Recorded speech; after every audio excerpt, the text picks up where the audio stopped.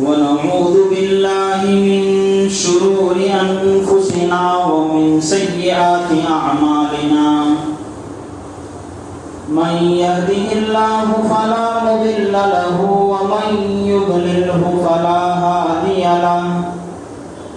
ونشهد أن لا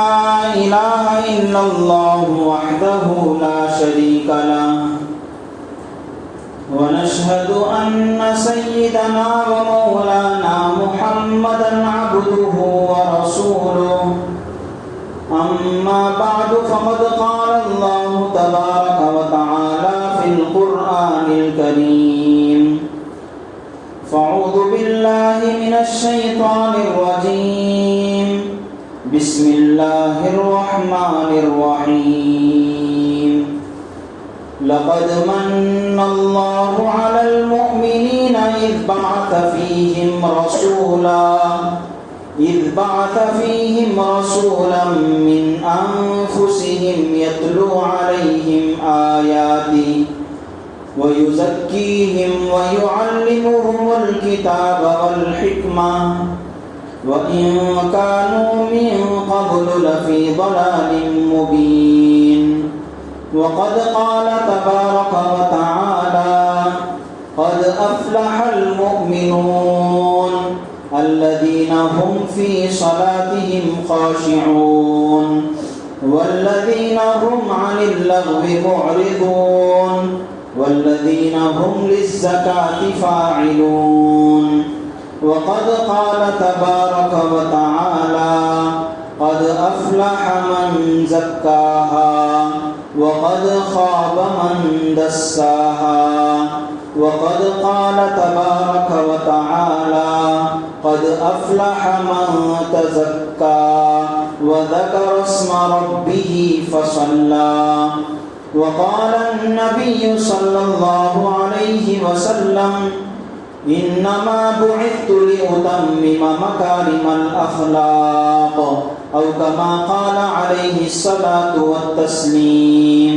صدق الله العظيم وصدق رسوله النبي الكريم ونحن على ذلك لمن الشاهدين والشاكرين الحمد لله رب العالمين.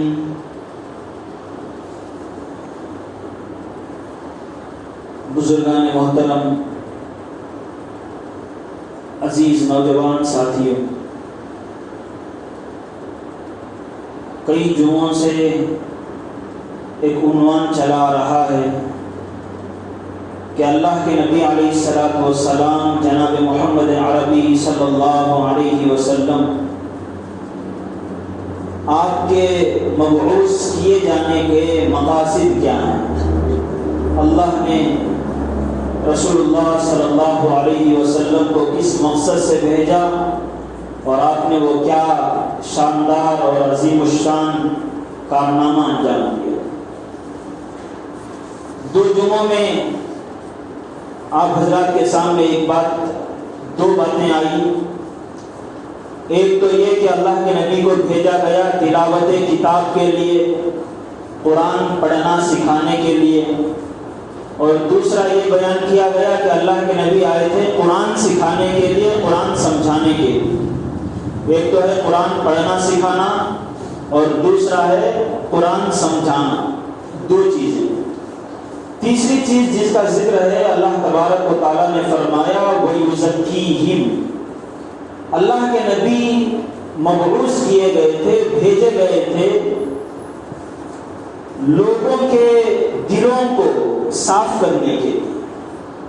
یہاں اللہ نے جس لفظ کا تذکرہ فرمایا ہے، کہا یزکیہم، عربی زبان میں تزکیہ کہتے ہیں اخلاق کی پاکی صفائی کو۔ ایک تو ہے بدن کی پاکی صفائی، کپڑوں کی پاکی صفائی، جسم کی پاکی صفائی، اس کے لیے عربی زبان میں طہارت کا لفظ استعمال ہوتا ہے۔ طہارت کہتے ہیں ظاہری طور پر نظر آنے والی جو پاکی ہوتی ہے، جسم پر لگ گئی، کپڑوں پر لگ گئی، اس کو صاف کرنے کے لیے اللہ تبارک و تعالیٰ نے طہارت کا لفظ استعمال فرمایا۔ اللہ نے قرآن کریم کے اندر ارشاد فرمایا یا ایھا المدثر قم فانذر وربک فکبر وثیابک فطہر۔ جو شروع میں رسول اللہ صلی اللہ علیہ وسلم پر احکامات نازل ہوئے ان میں بات آئی کہ آپ اپنے کپڑوں کو پاک صاف کیجیے، وثیابک فطہر۔ وہاں اللہ نے اسی طہارت کے لفظ کو استعمال فرمایا ہے۔ تو ایک ہے طہارت، پاکی صفائی جسم کی، کپڑوں کی اور پھر باہری چیزوں کی،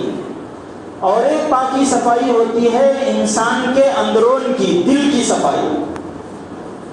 ایک تو ہے باہر کی صفائی، ہم نے غسل کر لیا،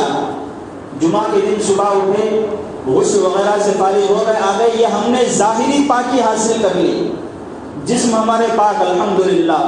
بدن پر کوئی طرح کی ناپاکی نہیں ہے، کپڑے پاک ہیں، شفاف ہیں، صاف ستھرے ہیں۔ اور ایک ہے اندر کی پاکی صفائی، دل کی پاکی صفائی۔ دل کے اندر کسی بھی طرح سے کسی کے بارے میں کوئی کھوٹ آدمی نہ رکھے، کسی بھائی مسلمان یا غیر کے طرف سے اس کو چھوٹا نہ سمجھے، حقیر نہ سمجھے، تھرڈ کلاس نہ سمجھے، کسی کے بارے میں دل کے اندر جلن نہ رکھے، مال کی محبت اتنی اپنے اندر نہ لائے کہ مال کی محبت کی وجہ سے اپنے رشتوں کی اور اپنے حقوق کی پرواہ نہ کرے۔ آدمی کے اندر غصہ اتنا زیادہ آ جائے کہ وہ اپنی بیوی کو جو ہمہ وقت اس کے لیے ہر وقت اس کے کام میں لگے رہتی ہے، اتنا غصہ آ گیا کہ اسے دو بول بول کر اسے طلاق پکار کر باہر بھگا دیا۔ یہ غصہ، یہ تکبر، یہ حسد، یہ سب چیزیں ایسی ہیں جو انسان کے دل کے اندر ہوتی ہیں، باہر سے نظر نہیں آتی۔ مجھے آپ پر حسد ہو یا آپ کو میرے اوپر حسد ہو، نہ مجھے معلوم ہوگا کہ میں آپ پر حسد کر رہا ہوں، نہ آپ کو معلوم ہوگا، اور اگر آپ کو ہو تو مجھے معلوم نہیں ہوگا۔ یہ اس لیے کہ یہ چیز ایسی ہے جو دل کے اندر کی ہے، باہر نظر نہیں آتی ہے۔ اللہ کے نبی علیہ الصلوۃ والسلام کو جو دنیا میں بھیجا گیا،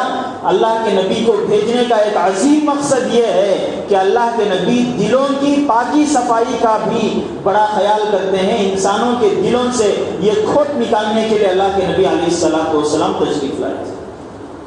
ایک جگہ اللہ تبارک و تعالیٰ نے ارشاد فرمایا، اسی دل کی صفائی کی اہمیت کو بتانے کے لیے آپ اس کا اندازہ لگا سکتے ہیں۔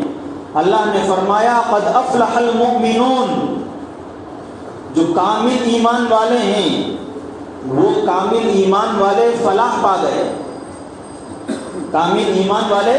فلاح پا گئے۔ فلاح کسے کہتے ہیں؟ فلاح کہتے ہیں ایسی کامیابی کو جس کامیابی کے بعد کوئی ناکامی نہ ہو،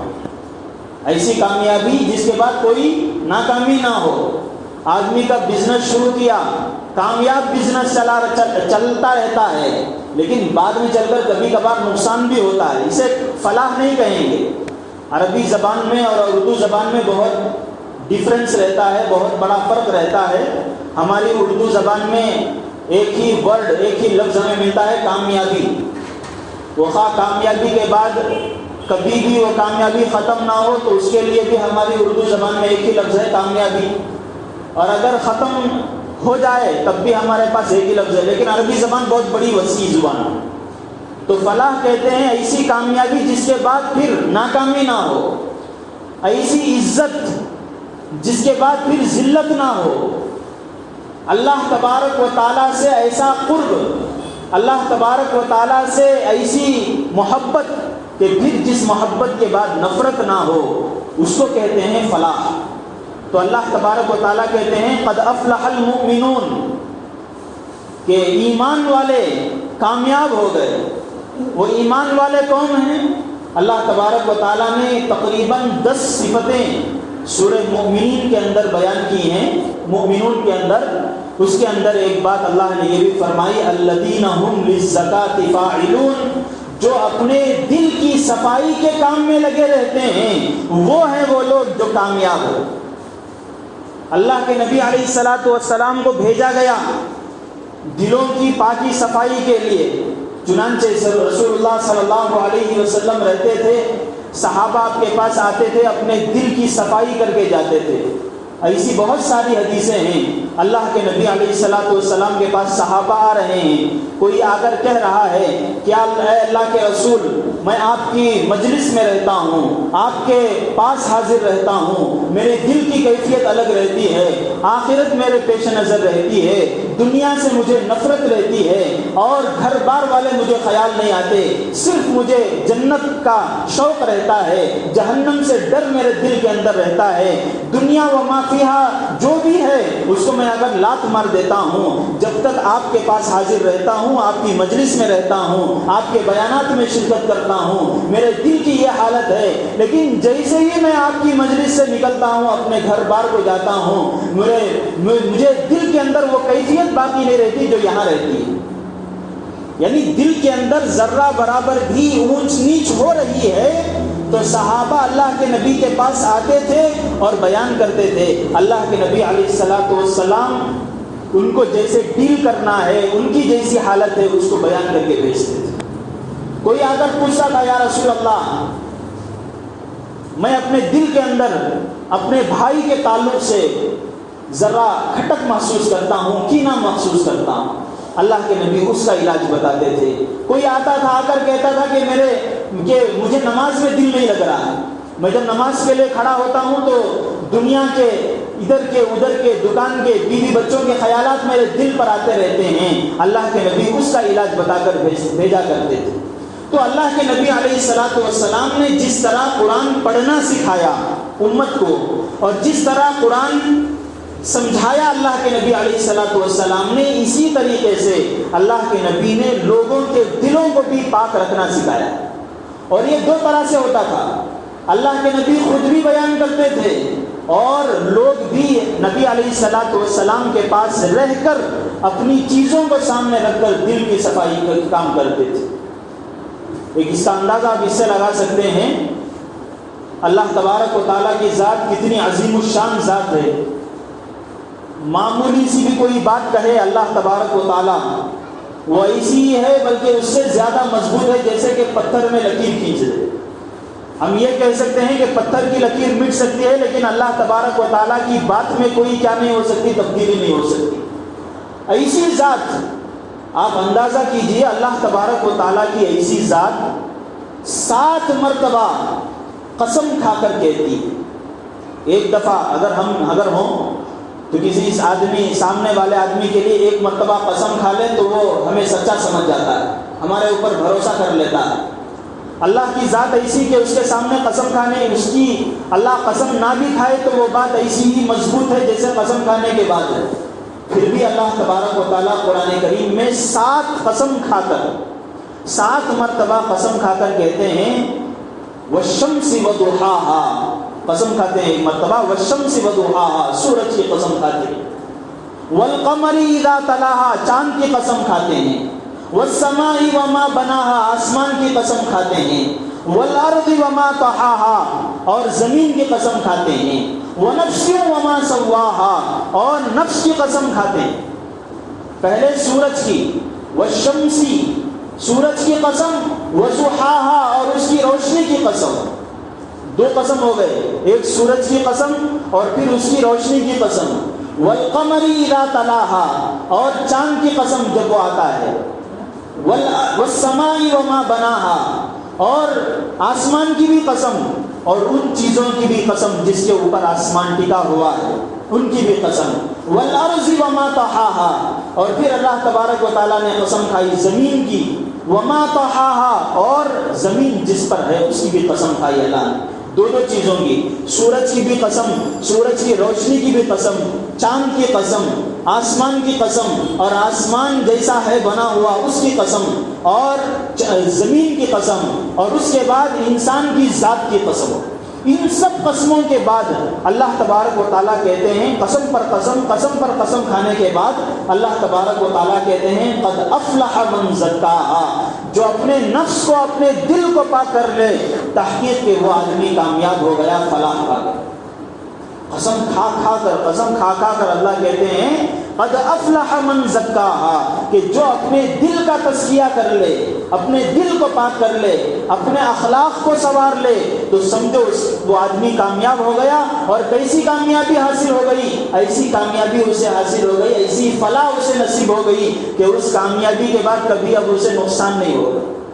وہ کبھی لاس میں نہیں جائے گا۔ بزنس چلتا رہتا ہے، کوئی بڑا حادثہ ہو جاتا ہے تو ٹھپ پڑ جاتا ہے، لیکن اللہ کے پاس جو آدمی دل کا تزکیہ کر لیتا ہے، دل کو صاف کر کے لے کر چلا جاتا ہے، اللہ کہتے ہیں کہ جو دل کو صاف لے کر میرے پاس آ جائے گا اسے ایسی کامیابی ملے گی کہ پھر اسے کوئی ناکامی نہیں۔ اس سے اندازہ ہوا کہ اللہ تبارک و تعالیٰ کے نزدیک اپنے دل کو، اپنے نفس کو اور اپنے اخلاق کو پاک کرنے کا کتنا عظیم مقام ہے، کتنا بڑا مقام ہے۔ رسول اللہ صلی اللہ علیہ وسلم کو بھیجنے کا مقصد بھی یہی تھا۔ اللہ کے نبی علیہ الصلوۃ والسلام نے فرمایا، اللہ کے نبی نے فرمایا ایک جگہ، انما بعثت لاتمم مکارم الاخلاق، یہ مکارم اخلاق کو مکمل کرنے کے لیے مجھے بھیجا گیا ہے، میں مبعوث ہوا۔ اللہ نے یہی بات وَيُزَكِّيهِمْ کے اندر ارشاد فرمائی کہ لوگوں کا تزکیہ کرنے کے لیے، لوگوں کے دلوں کو صاف کرنے کے لیے اللہ کے نبی علیہ الصلوۃ والسلام مبعوث ہوئے۔ تو بھائیوں، یہ قرآن کریم کی آیتیں تھی جو آپ حضرات کے سامنے میں نے پیش کی، اور یہ دل کی صفائی ایسی چیز ہے، کوئی بھی آدمی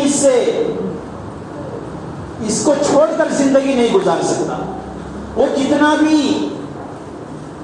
دنیا میں لگا ہوا ہو یا کتنا بھی بڑا دیندار ہو، دنیا کے کسی بھی کام میں لگا ہوا ہو،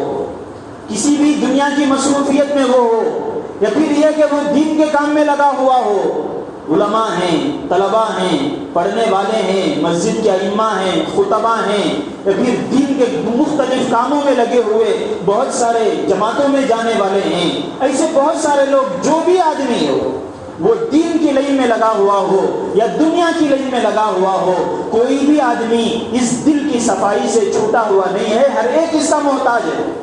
اس کا اندازہ بھی آپ اس سے لگا سکتے ہیں، اللہ تبارک و تعالیٰ نے حضرت نبی اکرم صلی اللہ علیہ وسلم کو جو بھیجا، اللہ کے نبی نے فرمایا کہ میں میرے باپ دادا حضرت ابراہیم کی دعا کی قبولیت ہوں۔ اللہ کے نبی نے فرمایا کہ میں اپنے باپ حضرت ابراہیم کی دعا کی قبولیت ہوں، یعنی اشارہ ہے اس بات کی طرف، حضرت ابراہیم اور حضرت اسماعیل علیہ السلام نے جب کعبہ بنایا، کعبہ بنانے کے بعد انہوں نے کچھ دعائیں کی،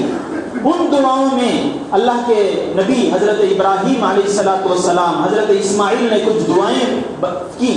ان دعاؤں میں ہے کہ ربنا وابعث فیہم رسولا منہم یتلو علیہم آیاتک ویعلمہم الکتاب والحکمت ویزکیہم، کہ اے نبی، اے اللہ، ربنا، اے ہمارے پروردگار، ابعث فیہم، میں تو کعبہ بنا دیا ہوں، کعبہ بنا کر میں فارغ ہو چکا ہوں، یہاں کے جو لوگ ہیں ان میں آپ ایسے رسول کو بھیجئے، ایسے آدمی کو بھیجئے جو انہی کا ہو، انہی میں رہنے والا ہو، ابعث فیہم رسولا من انفسہم یتلو علیہم آیاتک، جو آپ کے کلام کی تلاوت کرتا ہو، آپ کے کلام پاک کو پڑھ کر سناتا ہو اور زندگی گزارنے کا طریقہ، حکمت اور دانائی کی بات بتاتا ہو، وَيُزَكِّيهِمْ، اور ان کے دلوں کو پاک صاف کرتا ہو۔ یہ دعا حضرت ابراہیم علیہ السلام نے کی تھی، اللہ تبارک و تعالیٰ نے یہ دعا قبول بھی کی، اور اللہ کے نبی نے یہ بھی ارشاد فرمایا کہ میں میرے باپ ابراہیم کی دعا کی قبولیت ہوں۔ لیکن جب اللہ نے قبولیت کا اعلان فرمایا قرآن کریم کے اندر، اس وقت ان چیزوں کی ترتیب کو بدل دیا، ان چیزوں کی ترتیب کو بدل دیا۔ قرآن کریم کا کوئی لفظ اللہ تبارک و تعالیٰ نے کہیں بیان کیا ہو، پھر اس کے بعد کہیں دوسری جگہ اللہ اس کی ترتیب میں بھی فرق کرتا ہو، اس کو ذکر کرنے میں بھی پہلے دوسرے نمبر پر بیان کیا تھا، بعد میں چوتھے نمبر پر اللہ لے کر چلے گئے، یا کوئی چیز بعد میں بیان کرنے والی پہلے اللہ نے بیان کی۔ تو جس طریقے سے ہم لوگ جب آپس میں کسی کو سمجھاتے ہیں، کوئی بات بتاتے ہیں، تو اس کی توجہ کو اس کی طرف لاتے ہیں کہ دیکھو پہلی بات میں یہ کہہ رہا ہوں، یہ بات ذہن میں رکھو، دوسرے نمبر پر یہ، تیسرے نمبر پر یہ، اسی طریقے سے اللہ تبارک و تعالیٰ نے سمجھایا اور اعلان فرمایا کہ حضرت ابراہیم نے حضرت اسماعیل نے جو دعا قبول کی تھی اس کو میں نے قبول کر لیا۔ اب اس میں اللہ کے نبی حضرت ابراہیم نے دعا کی اور کہا تھا کہ دلوں کی صفائی چوتھے نمبر پر، یتلو علیہم آیاتک ویعلمہم الکتاب والحکمت ویزکیہم، چوتھے نمبر پر حضرت ابراہیم نے دعا مانگی تھی، اور یہ دل کی صفائی کی بات کو چوتھے نمبر پر رکھا تھا کہ یہ گویا کہ ان کی چوتھی دعا ہے۔ پہلی دعا یتلو علیہم آیاتک، دوسری دعا یعلمہم الکتاب، تیسری دعا والحکمہ، اور چوتھے نمبر پر انہوں نے کہا تھا وَيُزَكِّيهِمْ۔ اللہ تبارک و تعالیٰ نے جب اس دعا کو قبول فرمایا، اس کا انداز بھی آپ دیکھ لیجئے، اللہ تبارک و تعالیٰ نے فرمایا لَقَدْ مَنَّ اللَّهُ عَلَى الْمُؤْمِنِينَ إِذْ بَعَثَ فِيهِمْ رَسُولًا مِّنْ أَنفُسِهِمْ يَتْلُو عَلَيْهِمْ آيَاتِهِ وَيُزَكِّيهِمْ وَيُعَلِّمُهُمُ الْكِتَابَ وَالْحِكْمَةَ، یعنی یُزَكِّيهِمْ کا لفظ حضرت ابراہیم نے چوتھے نمبر پر ذکر کیا تھا، اللہ تبارک و تعالیٰ نے اسے پہلے نمبر پر ذکر فرمایا۔ یہی سے لوگوں نے لکھا ہے، بڑے بڑے مفسرین نے، محدثین نے، قرآن کریم کی تفسیر لکھنے والے بڑے بڑے علم کے پہاڑ علماء نے لکھا ہے کہ اللہ تبارک و تعالیٰ نے یہاں حضرت ابراہیم نے چوتھی مرتبہ ذکر کیا تھا، یہاں تلاوت کتاب کے بعد قرآن کریم کو سمجھنے سمجھانے اور زندگی گزارنے کے طریقہ کار سے پہلے بھی اللہ تبارک و تعالیٰ نے دل کی صفائی کا سب سے پہلے اللہ نے ذکر کیا ہے۔ اس کی وجہ یہ ہے کہ کوئی بھی انسان اس سے الگ نہیں، کوئی آدمی قرآن کریم اس کے اوپر پڑھنا ضروری ہے، فرض ہے۔ اب مثال کے طور پر وہ قرآن کریم پڑھ رہا ہے، لگ رہا ہے قرآن کریم پڑھنے میں،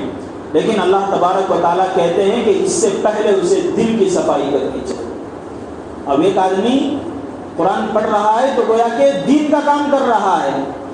شریعت کا کام کر رہا ہے، اللہ کے بتائے ہوئے کام کر رہا ہے۔ اللہ نے فرمایا یعلمہم الکتاب والحکمہ، حکمت کا کام، دانائی کا کام، یعنی امر بالمعروف کا کام کر رہا ہے، نہی عن المنکر کا کام کر رہا ہے، دین کے کاموں میں لگا ہوا ہے، لوگوں کو اللہ کی طرف بلا رہا ہے اور برائیوں سے روک رہا ہے۔ اللہ نے اس سے بھی پہلے یہ ذکر کر کے اس کی طرف اشارہ دے دیا کہ دنیا کا کوئی بھی انسان ہو، کسی بھی لائن میں لگا ہوا ہو، سب سے پہلے اسے دل کی صفائی کرنی چاہیے۔ دل کی صفائی ہو گئی، اخلاق اس کے پاکیزہ ہو گئے تو سمجھیے وہ کامیاب ہے۔ میں نے شروع میں کہا تھا بہت سارے احباب بعد میں آئے ہیں، اللہ تبارک و تعالیٰ نے 7 مرتبہ قسم کھا کر فرمایا، 7 چیزوں کی قسم،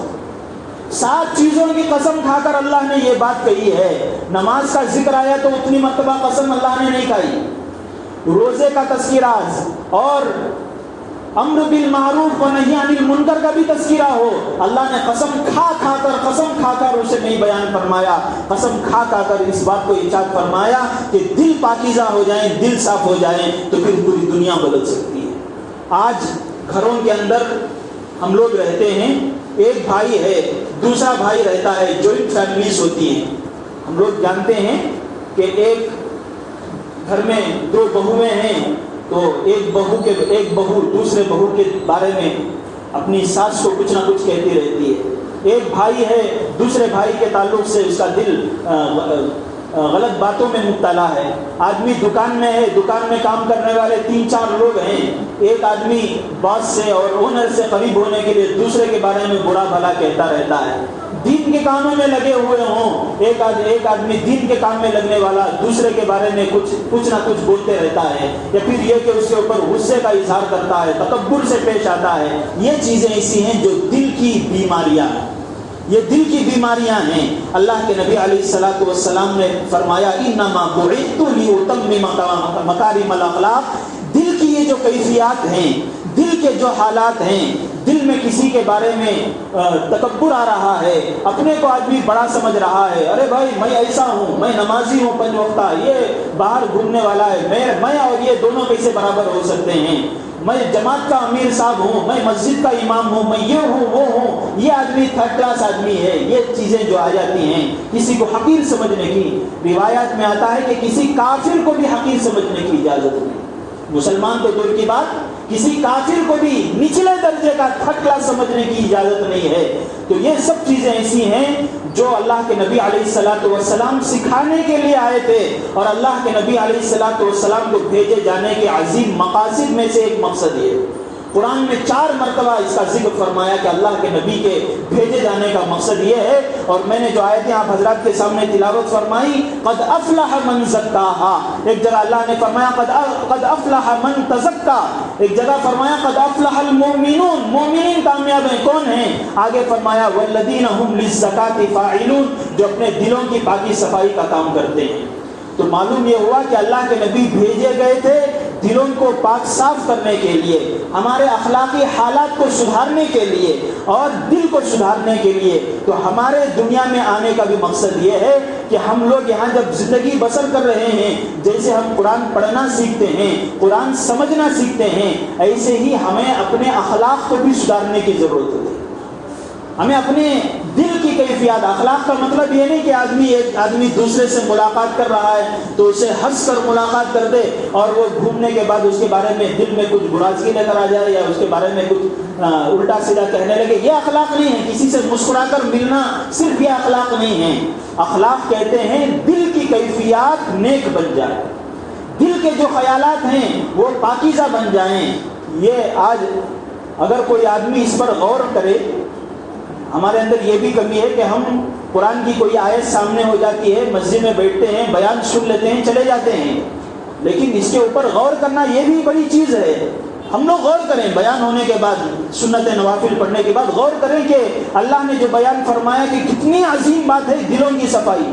ہمارے گھروں کے اندر، دکانوں کے اندر اور ہمارے مجلسوں کے اندر، ہمارے بیٹھکوں کے اندر کتنی باتیں ہوتی ہیں۔ آپ اندازہ لگا سکتے ہیں کہ ایک بات کو ہم جوڑ کر دیکھیں گے، اس کی چین ہم دیکھیں گے کہ کہاں لگ رہی ہے، تو دلوں کی صفائی نہ ہونے، دلوں کی پاکی نہ ہونے تک اس کی تار جا کر جڑتی ہے۔ تو بھائیوں یہ چیز سدھارنے کی ضرورت ہے۔ کہ سدھارنا کیسے ہے؟ اللہ کے نبی علیہ الصلوۃ والسلام جب تک تھے، صحابہ ان کے پاس آتے تھے، اپنے دلوں کو صفائی کرتے تھے۔ اللہ کے نبی علیہ الصلوۃ خود قرآن کریم نے بھی اس کو دوسری جگہ یہ ارشاد فرمایا کہ اس کو دلوں کو صاف کیسے کرتے ہیں۔ انشاءاللہ آئندہ جمعہ آپ حضرات کے سامنے اس پر کلام کیا جائے گا۔ وقت ہو گیا ہے کہ یہ تو معلوم ہو گیا کہ دل کی صفائی کی کتنی اہمیت ہے۔ اللہ تبارک و تعالیٰ نے قرآن کریم کے اندر 7 مرتبہ قسم کھا کر کہا ہے۔ تو اب دل کی پاکی صفائی کیسے ہو؟ دل کو ہمیں صاف کرنا ہے تو ہمیں کیا کرنا ہے؟ ایسی ضرورت جو انسان کی، جو دنیا میں لگا ہوا ہے اس کی بھی ضرورت، جو دین میں لگا ہوا ہے اس کی بھی ضرورت ہے، جو مدرسے میں لگا ہوا ہے اس کی بھی ضرورت ہے، جو مسجد میں لگا ہوا ہے اس کی بھی ضرورت ہے، جو جماعت میں لگا ہوا ہے اس کی بھی ضرورت ہے۔ ایسی ضرورت کہ جس کے اس کی اہمیت کیا ہے؟ اس کی اہمیت ایسی کہ کوئی بھی آدمی اس سے پرے نہیں ہے، کوئی آدمی اس سے مستثنا نہیں ہے۔ ایسی ضرورت کیسے ہم حاصل کریں؟ انشاءاللہ میں آپ حضرات کے سامنے آئندہ جمعہ اس پر کلام کروں گا۔ اللہ تبارک و تعالیٰ ان کہی ہوئی باتوں پر ہمیں عمل کرنے اور اس کو سمجھنے اور اپنی زندگی کے اندر ان باتوں کو لانے کی توفیق عطا فرمائے۔ وآخر دعوانا الحمد للہ رب العالمین۔